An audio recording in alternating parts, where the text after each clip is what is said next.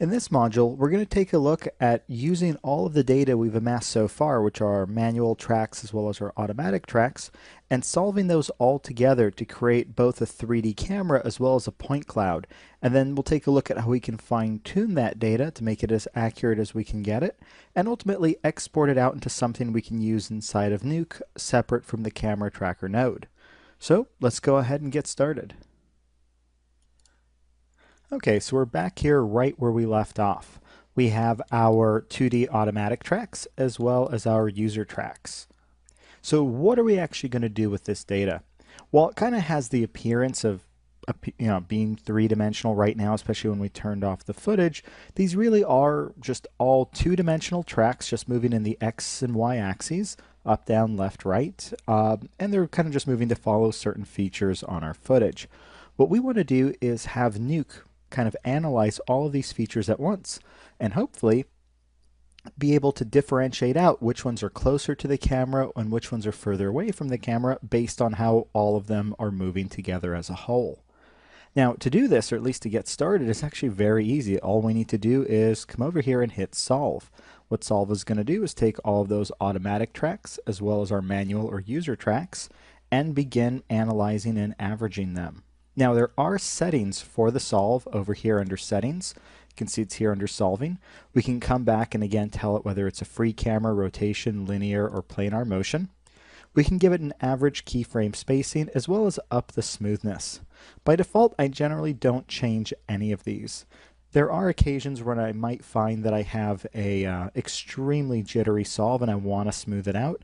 However, I typically avoid this setting simply because it's not going to necessarily match the footage anymore. It's going to try to just give us a smooth solve as opposed to one that matches our actual camera footage.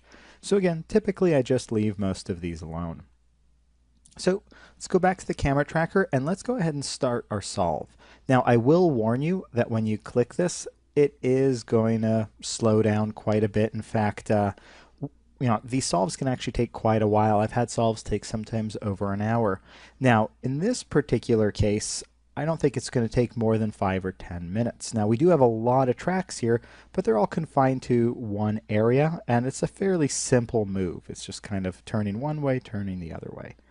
So just as with the importing tracks, when you click it, don't worry if it looks like it's stuck or crashed. Just let it work its way through, and we'll see what we have once we're done. So I'll go ahead and click solve, and I'll pause the video. Okay, so we're back. That took just under 10 minutes. So let's take a look at what we have here. So what we're looking at are now the solved 3D tracking points. So again, before we had all of our trackers moving in 2 dimensions, X, Y. These here, these kind of little X's in the circles, are again 3D. They're moving in X, Y, and Z. So you're going to notice 3 colors here. You're going to notice green, red, and possibly orange. I don't see any orange on mine right now. The green ones are tracking points that it was able to actually find and replicate in a 3D space. The red ones are ones that it was unable to find. Therefore, it sees them as errors, they're problems. So we also have other information. Oh, excuse me. The orange tracks, if you did have them, would mean tracks that were just completely unsolved. It didn't even bother with them. But again, I don't see any of those right now. There might be a few hidden in here. Now, as I was going to say, the other piece of information we have here that's going to help us understand the quality of our track is this error here, and this error is extremely important. Right now it's 1.89, which actually is not bad. This means that I have a maximum of 1.89 pixel error, meaning that this track is off by hopefully no more than just under 2 pixels, which is pretty good for footage that's 1920 by 1080. However, we want to try to bring this down. We want to try to get an even more accurate track. Ideally, if you can bring it down under 1, that's fantastic. In our case here, if I can even bring it below, let's say 1.6 or even below 1.5 would also be great. But again, even at this value here, we would probably be okay. However, there is yet another way to kind of at least have a rough idea of how our track is looking.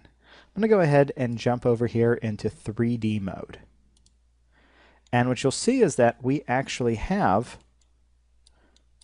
a 3D representation of all of those tracks. Make a little bit more room here. And you could see it's actually representing our actor's face. Now there's a lot of erroneous points in here. You can see like stuff out here that's clearly not correct. We also have some here that was clearly picked up off of the background. But the fact that we can even see the actor's face in this kind of just mash of points, and there really aren't that many if you really think about it, it's, I think, pretty cool. Now also notice that we have these big yellow points in here as well. The yellow points are our manual tracks. The manual tracks basically, they don't give the software a choice. They have to be included in the solve. That's why we wanted them to be as accurate as possible. And if we kind of look through here, they do appear to all be in the roughly correct position. You can see they're all pretty good. Now, we know at the chin we ended up having two of them, and you can see they're very close to each other. They're a little off, which means they weren't perfect when I tracked them, but it's close. Same thing on the cheek over here. There's two of them, and they're very close to each other. And up over here, you can see they shifted apart a little bit, but again, it's not terrible. All right, so that's our initial solve. So we do obviously need to take a look at adjusting this. We'll do that in our next clip. But there is one more thing I want to mention. I always thought this was a bug, but after using the camera tracker, I would find that every 30 to 60 seconds, I forgot what it was, my computer would start to freeze up a little bit and then go back to normal. And it was absolutely infuriating. I searched everywhere online to try to find out why the camera tracker was maybe eating up all my RAM. Come to find out that really this issue is very, very simple. When you do a camera track that has as many points as this one does, that's a lot of data. And Nuke by default auto saves very, very rapidly, sometimes every 30 to 60 seconds. To save all that data causes Nuke to hang for a moment. And that's what was causing the weird lag. I would recommend when you're doing these kinds of tracks to adjust that setting. That would be here under Edit, Preferences. And right here under General, you can see I've put my autosave to 300 seconds. Idle if I'm not using the computer every 60, but by default this is very low. I believe it's at about 60 seconds. So just something to keep in mind. Okay, let's go ahead and end this clip here. And in the next clip, what we'll go ahead and do is see about improving the quality of this here. And you can actually see it's auto-saving right now. It's probably been about 60 seconds. So we'll try to bring this number down.